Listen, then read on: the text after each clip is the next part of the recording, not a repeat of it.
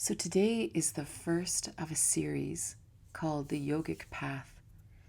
And I want to call everything like the yoga path in the light. Like everything I want to talk about is this really seeing the world from a place of truth. Lately, I've been quite, not obsessed, but in my quiet time, I think a lot about the shadow world. I think a lot about what's been wrong for a long, long time, and things that we've adapted to or things we believed we had to adapt to. And every day I wake up and it's almost like this other blinder has been released from my mind, and I'm like, oh, well, that's obvious. And it's so obvious, this element in the world that is just so wrong. Or whether it's a belief, or whether it's even something like believing that another person's criticism is somehow important. That I believed for 52 years and adapted to. And all of a sudden, this little part of your mind opens and you realize that's really nonsense. And there's no fight in you for it. It's just, that doesn't make any sense at all. And it's just gone. It's just released. And one of the visions I keep having, because every so often I really dive into this, whether it's because I'm studying, Hildegard von Bingen, or different things that have happened over the centuries. But it's almost like I keep focusing on like what you might call the evil of the world, right? And it might sound really depressing, and I don't talk to you guys, I don't talk about it here really, but what I keep imagining is that I keep thinking about these things and identifying the things in the world that really aren't right. And it's like they're all gathering in this big magnet of darkness. And there's this magnet of darkness of all the things that we've ever thought we had to adapt to. And if we couldn't adapt to them, it was somehow a character flaw in us. One more reason to think we weren't worthy or something. Like, it's so insidious and twisted. So imagine you have this magnet here, and then you have this lovely world that we live in. And it's filled with all kinds of things, right? It's filled with sunshine and puppy dogs and challenges and great food and, waterfalls and whatever. Here's the world we live in. But whatever this element is, whatever this shadow world is, it doesn't matter what it is. It's like there's all these little iron flecks mixed in with it. And they've always been mixed in. As long as we know, maybe as long as our ancestral memory go, as long as our Akashic records go, there's always been these iron flecks in there that we have had to swim around and adapt to and ingest in some way, and then have to process. And I feel like the more I understand this shadow world, and I'm not like intentionally doing it, things just keep coming in to my mind. It's like the stronger the magnet becomes, it keeps sucking the black flecks out, right? It just keeps sucking them out. And as they get sucked against the magnet, this world of light, it just becomes clearer and clearer and clearer.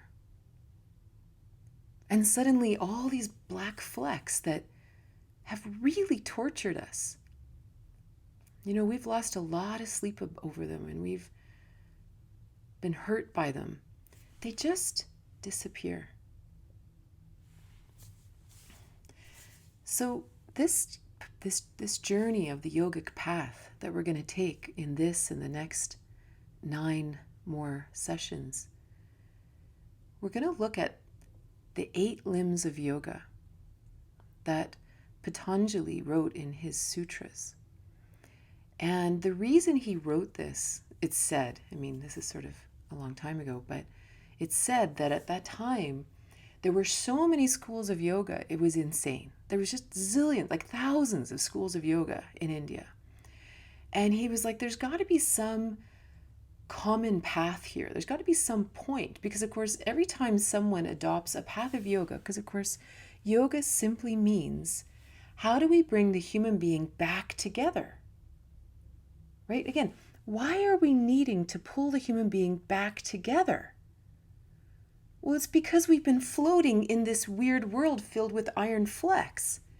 And every time we hit a fleck, it's like we disconnect again, and then we keep splitting and we keep splitting. And so thousands of years ago, they already recognized this, saying human beings are messed up. So I know a way, I have a technique that can help bring us back together. This is what yoga is. It's not specifically exercise or meditation or anything. It's like anything that brings us back to wholeness. That's a yogic path. So at this time, there's thousands of yoga paths, yoga teachers, schools, everything, all over India. And Patanjali says, you know what? We've got to figure out something that makes all of these paths make sense. So after visiting all these things and talking to all these teachers and figuring it all out, he came up with the 8 limbs of yoga. That on some level, every school of yoga embraces one or many of these 8 limbs. The first 2 limbs are the yamas and the niyamas, which are what we're going to talk about in these talks. The yamas are the restraints. So the yamas are kind of like, if you see a black fleck, don't engage with it. Whatever you do, it's a trap. Don't do it. That's what the yamas are. The second are the niyamas. And the niyamas are the path. Like, here are the things we're going to focus on. And so it's kind of like, as you're traversing through this interesting world, even if there's black flecks and whatever, right? What you're going to do is you're going to head for the bright spaces, and we're going to expand there, and then we're going to expand there, and we're going to expand there. These are the yamas and the niyamas. And many yoga schools focus just on that. How to act in a particular way in society that you will feel whole, right? These are yogic paths. Then some yoga paths involve pranayama. How do we breathe to fully connect with our divine essence? Some deal with asana. How do I hold myself? How do I find a comfortable seat on the earth? How do I navigate the world this way in my physical being, in my physical body? Some focus on dhyana, dharana, the focus in life, concentration. Some focus on pratyahara. Whatever you do, withdraw from the black flecks. Like, whatever you do, don't let them suck you in. Develop the ability to live without even being affected by them. Even if they come flying by you, you're like, yeah, whatever. This is pratyahara. I am not playing in your silly little game, right? And samadhi, which is the ultimate enlightenment. So these are the 8 limbs of yoga that whatever one appeals to you, and many times in life, there are certain ones that appeal to us at different times of our life. There are certain times what we really need are the yamas, or what we really need is to practice that comfortable posture, that comfortable seat on the earth, and asana is the answer. It all depends, right? So this is sort of the foundation for all of these talks, and we're going to talk about the yamas and the niyamas, but they never act in isolation. Even today. So today we're going to talk about ahimsa, which means it's often defined as nonviolence. Himsa means to cause pain. A is not. So ahimsa is to not cause pain. And so to really understand that these yamas were created to counterbalance those black flecks. They were created to balance this shadow world, because in the shadow world, we are taught, not even necessarily overtly, but it's almost just the pool we're swimming in, that violence is normal. Spare the rod, spoil the child. That a heavy discipline, that's the answer. And I just don't mean, you may not do it now, or maybe it didn't happen to you, but you don't have to go back too many generations that are fully in our consciousness, fully part of the collective consciousness. That this is normal, this is good, this is the proper way to raise a child. And we were all those children, or our parents were, or our grandparents were, right? It's a dog-eat-dog world out there. You know, if you're not causing a bit of, it's either you or him, eat or be eaten, This is like part of our zeitgeist. It's part of our culture, that there's no way through without violence. And in fact, the lesson is that if a black fleck comes at you, if you back away, if you turn the other cheek, you are a coward, right? This is the teaching. So the idea of ahimsa is like, what do you mean nonviolence? What do you mean not fighting back? I'm not a coward. Like this is somehow a negative thing, right? But the truth is, there's a whole other element. Like when you think of this shadow world, so the yamas are all these restraints. Don't cause harm. Don't tell lies. Don't steal. Don't grasp. And don't, what's the other one? Oh, and it's a purity is the, but don't do things that are off your path, right? Do things that are on your path. We're like literally taught that that's the only way to get ahead. Like this is a thing. And so then to not do it is literally like, so you don't want to succeed in life? You want people just to walk all over you? Like there, it is so out there. Like it's so in the pool, right? So when you translate the word yama, it means restraint. It means many things, but restraint is the kind of number one thing. But it's not like restraint like, don't do this or else you're a big loser. Like, it's not like thou shalt not this. It's not like that.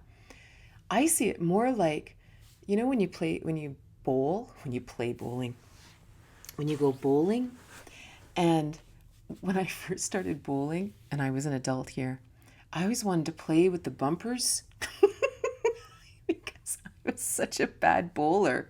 I would always gutter the balls all the time. And I thought, well, if we could just put the bumpers up so I would never gutter it anyway, then at least I could try to focus on taking down the pins. That's like the yamas. They're just saying, don't go into the gutters. That's all. I'm not saying don't do what you want to do. I'm just saying don't fall prey to the gutters. Don't fall prey to the taunting of the black flecks. Don't go there, right? Because it only causes harm to us, right? It doesn't help. It's kind of like when we think of some of the reasons we might lash out, that we might want to hurt another person, right? And this can be physically, but it's mostly verbally. It's also in our mind. Like how often we are violent to other people in our mind, the thoughts we think about them, the things that we're so angry and we just are, and maybe we talk to our friends about it and we're just so violent in our mind. And there's a million reasons we do this. We've been living in the shadow world for millennia, right? So this isn't like, oh, wow, aren't you a big loser? You're not very enlightened. It's not like that. This is a normal response to a crazy world, right? But the reality is, if we're so frustrated because maybe we're in a relationship and for whatever reason, our truth no longer matters, we feel powerless. We feel that nothing I say matters. I have no choices. I'm stuck. There's this primal need to lash back that maybe if I can take you off your high horse, if I can take you out of this position of authority, my soul will be free. There are really mean people in the world too, so that's a whole thing to look at. But normally, if we get angry like this, we're actually just sort of fighting for our own soul's survival. So if this is a response, if this is what's going on in our mind, that we're just thinking these, we're so angry all the time, or we are having verbal disagreements or all the time. And we're actually hurting the other person. We're trying to hurt them deep down, right? Taking those little things that we just know that they're sensitive about, that'll get them. That'll shut them up, right? We have to take a step back because this is really important information on our yogic path. Because every time we reach out to hurt another person, we're damaging ourselves.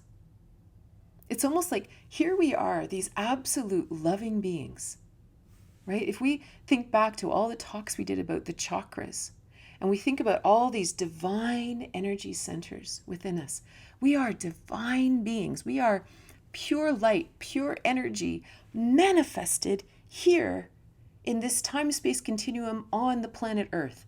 That's what we are. We are pure love, pure light, pure energy.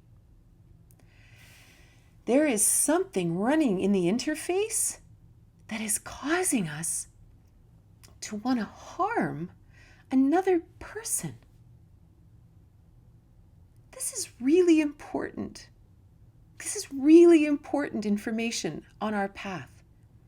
Because this is like, it's like our soul has split and we've sent one part of us to war. Well, we're now split.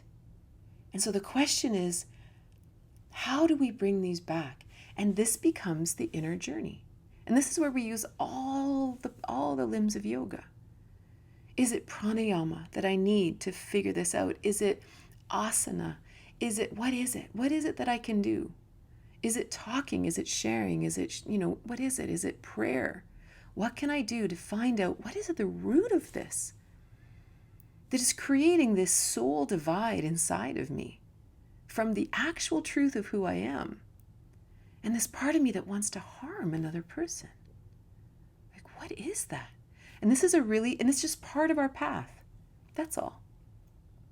Right? It's just wow, that's so good to know. Now, when I say this, in no way do I mean allowing abusive behavior and then just turning the other cheek. That's not it at all, right? There's a great saying I just read the other day, and it said, unconditional love is not unconditional tolerance, right? Because that divine being also lives in a state of choice. And that divine being has no reason to accept abuse, bad behavior, or anything negative. And if we are, we need to look at that also. We need to look at what's going on here. What's happening in this interface? This is why yoga is so much a mental game. You know what I mean? It's so much. We just have to heal this. We have to heal our consciousness, heal our minds, heal our brains, heal the interface, and everything else changes. Even within, say, a physical practice of asana, it's very little physical practice, actually. Right? It's allowing your body to flow in a very particular geometric shape to see what our consciousness is doing there. Right? It's all about healing this. So ahimsa is not about accepting bad behavior. Gandhi, he taught a lot about ahimsa also, because of course he's very famous for nonviolence, the nonviolence movement. And it's deeply connected to the concept of Satya, of truth. And this is what I mean, like all of these fit together. You don't just study ahimsa. You may at a time, but only with a light sprinkling and some understanding of all the other concepts. So for example, Satya, when we practice standing in our truth, when we even are aware of our truth, then suddenly, let's say you're in a relationship that's really difficult. And this could be a relationship like an intimate relationship with a parent, a child, a neighbor, a colleague, a boss, an employee, anybody. And you're in this relationship, and for whatever reason, it's just like this. You know what I mean? Like for whatever reason, nobody's quite hearing each other, getting each other. Maybe there's a power struggle and one person is oppressing the other. But for whatever reason, we're not actually seeing each other. We're not actually acting like the divine incarnate beings that we really are. Well, one of the fastest ways to get there is Satya, is to really sit and say, what is my truth? And we'll talk about Satya more in future talks, but what is my truth here?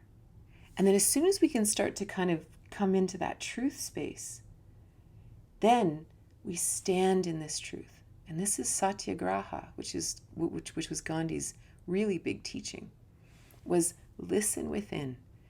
And this isn't a little truth. This is our 7 chakra truth. This is our truth connected to the infinite, to God, our truth here on the earth, our truth in our heart. This is our whole truth. And when we stand in this truth,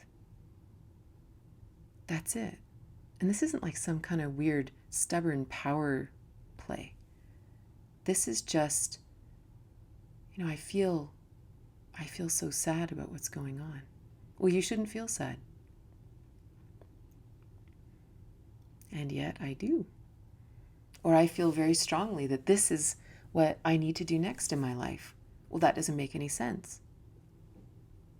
Just the truth, right? There's nothing else. Satya isn't something we argue with. It's a divine truth. It's what resonates as clarity within us, not a truth about someone else. It's my truth. So when I stand in my Satya, Satyagraha, Ahimsa goes part and parcel with that. If I'm standing in my truth, why would I ever lash out at you? Why would I ever cause harm to anyone else? I'm simply standing in my truth, and that doesn't change. And what's really hard is if we're in a relationship where perhaps the other holds a place of authority over us. And I say that because, I don't know, my nose is so itchy. Because not only are they holding themselves in a position of authority, we are holding them in a position of authority. And again, this could be a parent, a partner, anybody. But for whatever reason, we think they have the last say on this. Whereas when we just simply stand in Satyagraha, we just are honest. And we make choices from that space. We don't have to hurt them to pull them off their high horse or pull them out of that position of authority. The very fact that we lash out at them means that we still genuinely believe that they're in a position of authority over us, or else we wouldn't lash out at them, right? So instead, we simply recognize that there is no such thing as another human having authority over another human. It's not real. The only vertical alignment that exists within us is this connection right here. This is the only alignment that we need to listen to, right? That's it. There's no other person that has authority over us, but that's part of our yogic journey too, right? Because we need to reconnect our own divine and physical essence. We need to reconnect our very human physical self with our very divine self. This is part of the yogic path. And so even the journey of recognizing that no other person has authority over me, no other person has the final say. There is no one in the world I have to convince of anything.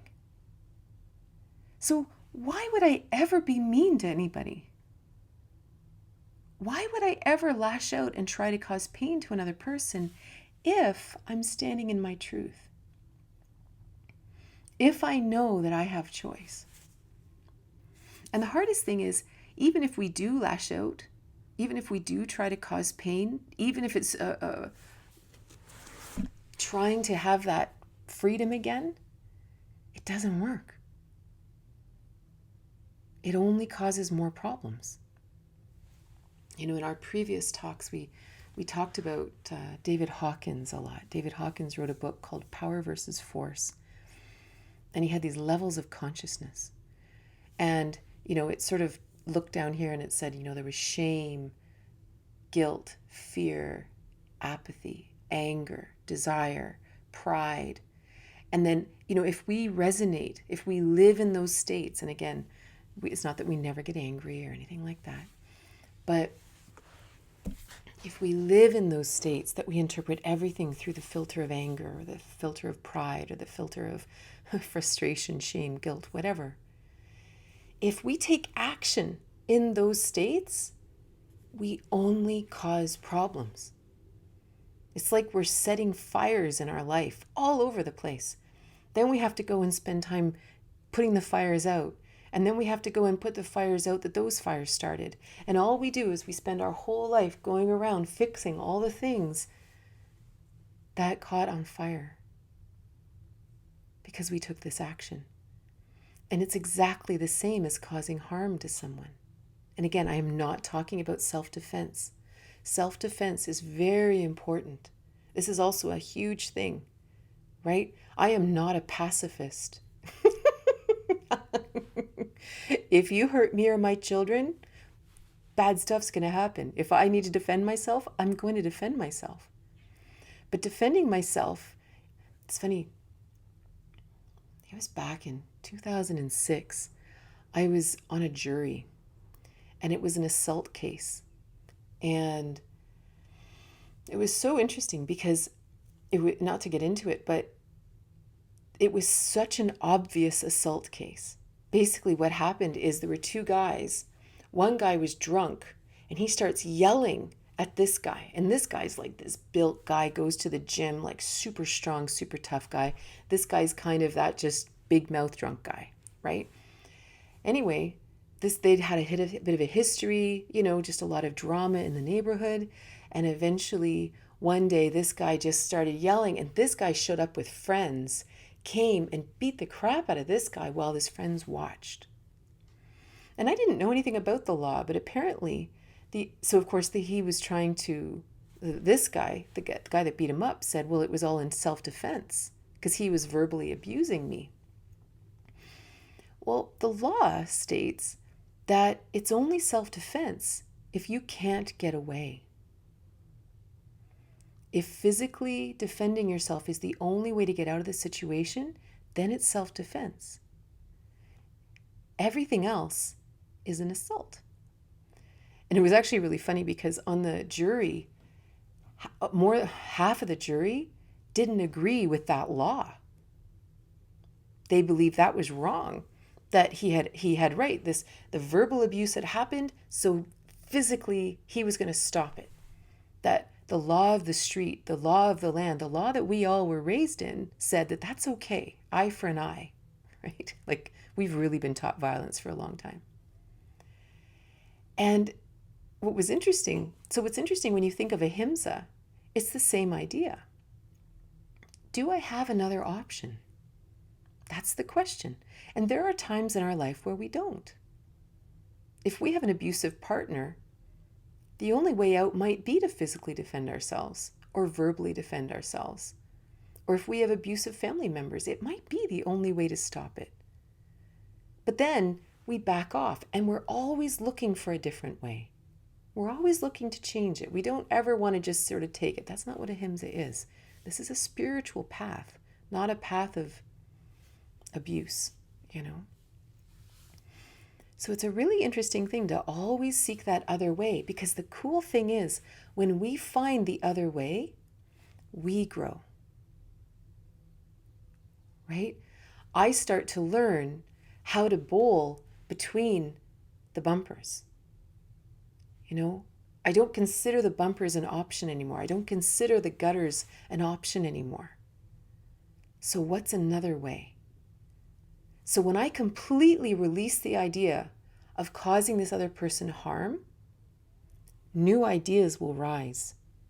We will pray for different answers. We will meditate. We will ask for different answers. And we will get different answers. This is the beautiful thing. It's almost like because we've been told eye for an eye, because we've been told that violence is normal and you have every right to fight back, and because they hurt you in this way, so you should hurt them in that way. And we become blinded to the other infinite possibilities. It isn't this or that. It's this or these other 100 options. And the other 100 options will take us on a different journey. And it might not be a journey we've ever seen. It might not be a journey we've ever seen in our family. Maybe our families are fighters. Maybe our families are sarcastic. Sarcasm is one of the greatest damaging things we do to each other. Because sarcasm has a very specific kind of humor that if it doesn't touch your sore spot, it's not funny, right? And then, of course, if you try to call someone on it, they're like, it's nothing. But I'm the one bleeding, right? And then, of course, what happens, too, is every time any kind of pain is thrown the other way, a distance is created. And a distance is created. And to really understand that oftentimes that's our intention. We create pain in another person because we want distance. Because for whatever reason, I'm standing too close to you right now. I don't know what else to do, so I'm just going to throw a bomb in the mix. Okay, now I've got some distance, right? But again, to just look at that and say, why do I need so much distance from this person? What is it within me that I'm struggling to hold? Why can I not stand in my truth around this person? Why do they get under my skin? Why do they drive me so crazy? And that's just an interesting thing. And then the second question is, why am I hanging out with them? Why am I continuing to pick up the scorpion and getting pissed off that it's stinging me? Why am I picking up the scorpion? It's an important question. So ahimsa isn't the end point, right? Well, there is an aspect of ahimsa that is interesting in an end point, which we'll chat about. But it is the journey. It is the journey to say, wow, that's really interesting to avoid all these interesting desires to hurt someone else. And it's even an interesting thing to train ourselves to know what I mean by hurting someone. I teach Tantra. One of the first teachings is kindness, especially in the land of tantric intimacy, like not the spiritual aspects of Tantra and connection to God. But when we're talking about having tantric relationships with other people, friends, children, parents, intimates, everybody, random people on the street eating ice cream, to actually join with these fellow humans and not maintain this separate thing. How do we do that? The number one foundational thing is kindness, because kindness is what makes us lean into each other. Kindness is what makes us go, oh, hi, how's it going, right? But because we've been raised with all of these black flecks, with all of this darkness, with all of this belief that violence is the answer, no matter how subtle it is, we often don't even recognize when we're not being kind. And we don't believe that kindness is even possible or a good idea. Some people have even told me that they think it's boring to be kind all the time. Where's the spark? Where's the fun, right? But back to that David Hawkins levels of consciousness, when we are so accustomed to flowing in anger, pride, shame, guilt, fear, all this, we think that this is the juice of life, right? We think that this is what gets my heart pounding. This is what's interesting. This is what makes life fascinating. But the truth is, it's just firefighting. And sometimes we like firefighting, right? But once we hit courage in the David Hawkins program, everything changes. And courage is that beginning of Satyagraha. Courage is that ability to say, okay, hold on a minute. What if I wasn't affected by you? What if you had no power over me? It's like Ahimsa releases the other person from our drama. Whatever the Akashic pattern, karmic pattern that we are repeating with you right now, I see it. I release you from this drama. And I'm going to think about this myself. And the other person's like, oh yeah, and oh yeah. And you're like, no, we're not playing that anymore. You release them from my pattern. It has nothing to do with them. They're just playing. They're just playing a role on my chessboard. And my choice might be to disassociate from them, and maybe our time together has passed or whatever. Or maybe I'm going to choose to say, I'd like to speak openly. Like, are you into that? Yes or no? Maybe you have a conversation. Maybe you have an interesting conversation that ends up opening them up as you both share a Satya truth.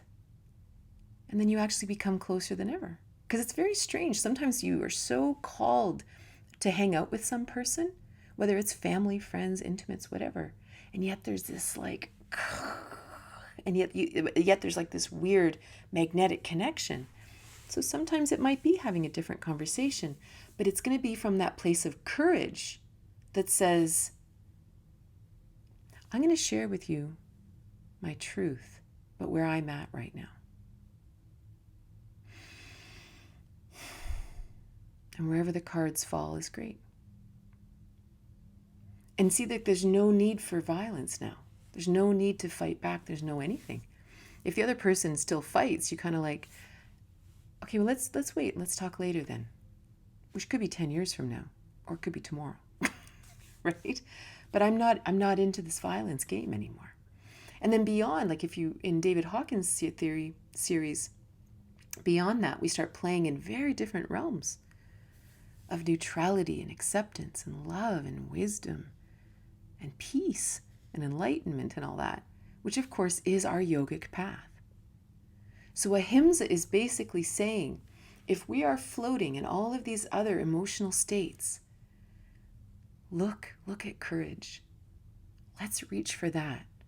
Imagine we didn't respond. Imagine we didn't react to all these constant things, right? Because again, like even that difference between the word react and respond, right? Responding is actually something happens and I respond to this in this moment. Reacting is literally just simply repeating an action, reacting, which means we're walking out our karma again. We're just stuck in a loop. So Ahimsa says, watch for those loops. Be careful. Be careful. And now stay in the center and find another way. And it's amazing how many other ways there are besides violence, besides harming someone. It's even interesting, you can have a conversation with someone, a really hard conversation, where you're yourself trying to get to your truth in the conversation with this other person. And it's fascinating to think within you all the different things you want to tell them. And when you sort them and you say, this is helpful, this is kind of mean. This is helpful, this is kind of mean. Right? And we actually use Ahimsa as a filter to say, no, that's actually just mean. I'm going to hold that back, even though it's the thing you want to say so much because you're so hurt and you're so angry and you want them to feel as hurt as you do. I get that. But it won't help. It'll make it worse. And now you've hurt another person. And now they're out there and their frequency is lower and they're hurting other people and all that kind of thing. Like it does absolutely no good. The real first place that we have to practice Ahimsa is within ourselves, right? That's the number one place. Because one of the great challenges, and again, from this shadow world perspective, I believe one of the greatest disservices done to humanity was teaching us that we have a sinful side and a good side. I believe that that we internalized that caused an inner battle inside of us. That we now had the good guys and the bad guys inside of us, in our very being, that this was intrinsic from birth, that we have a dark side that we have to oppress all the time, that we have to spend energy. Don't say that, don't say that, don't say that. Oh, that's just coming out of my dark side. That's just coming, all that. So now all of a sudden you've got your good self that you want to project to the world, that you want everyone to see. Then you have this dark side that you don't like. We are so mean to ourselves. We are so critical of ourselves. You know, I've often talked about how we have this board of directors in our brains, that every time something comes up, there's all these little opinions, all within ourselves. Some of them are so mean. It's like every time you look in the mirror and it's like,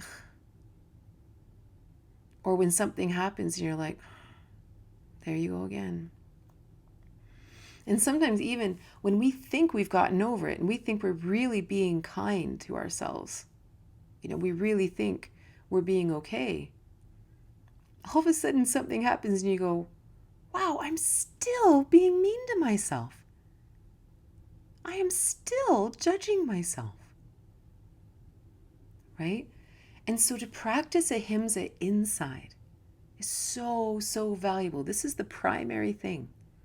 When we can truly look at ourselves, all of us have had times in our lives, I assume, I can speak for me anyway, and everyone I know, that we've all had times in our lives that even when we think about what the choices we made, we went, ooh. Wow, if I knew then what I know now. And I'm not talking about regret and all that. I'm just saying, oh, wow, I could have made really different choices there, right? But that's how we can look at it. We can look at ourselves with such kindness and say, well, that's who you were. You were 24 years old. You were 17. You were 35. You were 51. However old you were. And you're like, whatever. That was your part of your journey. And this is one of the things that Ahimsa asks us to really rise to, that true, like, universal love. You know, to really embrace agape, that ability to look at people and ourselves where we truly trust, we respect our journey. Wherever we are, at this point, imagine, like, here you are. This is the point, like where my fingers are. This is us right here. And behind us is this entire history. And that could be the history of our ancestors. It could be our upbringing. It could be every relationship we've ever had. It could be our karmic past, our Akashic patterns. It could be the culture. It could be everything. And at this point in time, I am the summary of all of those things. That's all. And so I'm going to make choices based on that summary point, at that point. And then now we're in a new moment. Now we've had a new thought. Now we've perhaps had an aha moment. Now I just read a new book. Now I just walked out in the sunshine and all this stuff just cleared out of my consciousness. You know? Now I'm different. To look back at ourselves and be critical of a previous self or critical of our current self, which one day will be a previous self, it doesn't make any sense. Like, it's not reasonable. So instead, we just stay connected to ourselves wherever we are. We love ourselves from the past. We love ourselves in the present. You know, then we can look out at the other people in the world and give them the same love and say, you know, I trust you're exactly where you're meant to be on your path.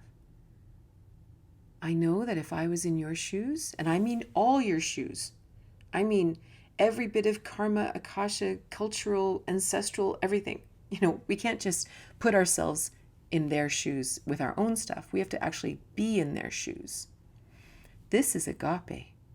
When we look at them and we say, you know what? I honor where you are.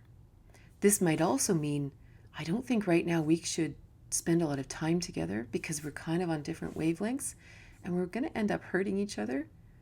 So we either need to find a new way to chat or a new way to have conversation or a new way to be together, or we're probably best to find other interests for a little while. Like, there are ways of being really kind and not necessarily staying in old patterns.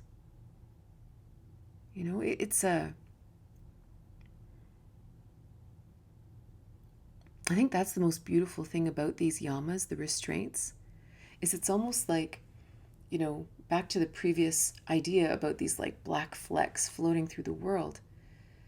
If we see something wrong, right, that black fleck, we look at it and we respond to it. It's like we suddenly are in this extreme duality, this extreme yes-no space, that it's like all I can do is react to that thing. And because it's being violent, I must be violent or choose not to be violent or whatever. It's not that simple. Because if I choose to not be violent, my periphery opens and I see all the white space around them. Right? I see all the other possible ways. And that's the real path of ahimsa. To keep looking for another way. Don't fall prey to the violence. Because it only hurts us. It only perpetuates our own inner disconnect. It only creates more disconnect with the other person, which really doesn't help anything. It doesn't help the family. It doesn't help society. It doesn't help us spiritually. It doesn't help anything.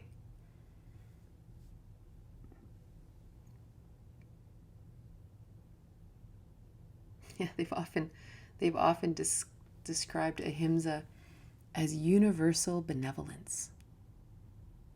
Can you imagine? Just walking with universal benevolence. And this is one of the big teachings that, if ahimsa was a final goal, which is what they say in Patanjali Sutras, that when a person has fully embodied ahimsa, no violence will come to them. It will disappear. And that's an interesting thing. And we have to be very careful about this. We have to be very, very careful, because in spiritual communities, we like to flip things and use them against us, use them against ourselves. And of course, because then we might flip that and say things like, oh, so if I have violence around me, then there's something wrong with me. And this is obviously that I'm not enlightened because these things are still happening. Like, this is where it's very dangerous sometimes to talk about that end point, because this is what we do. We use it in some way to criticize ourselves or other people or things. So whatever we do, we don't do that. But if we imagine this state within yourself, and that you are fully connected to your Satya, your truth, your mission in life.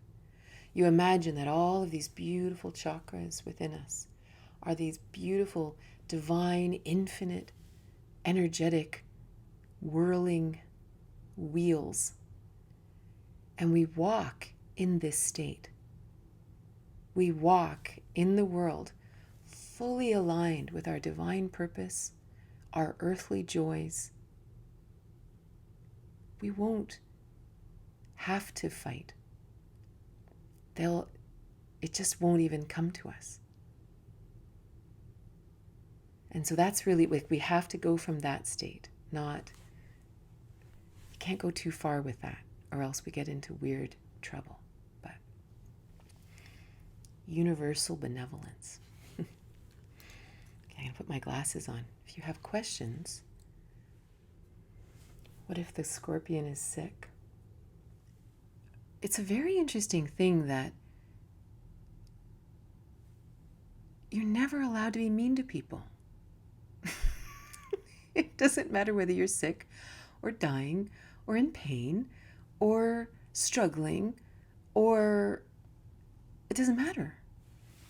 And if you are mean to people, they are going to leave you.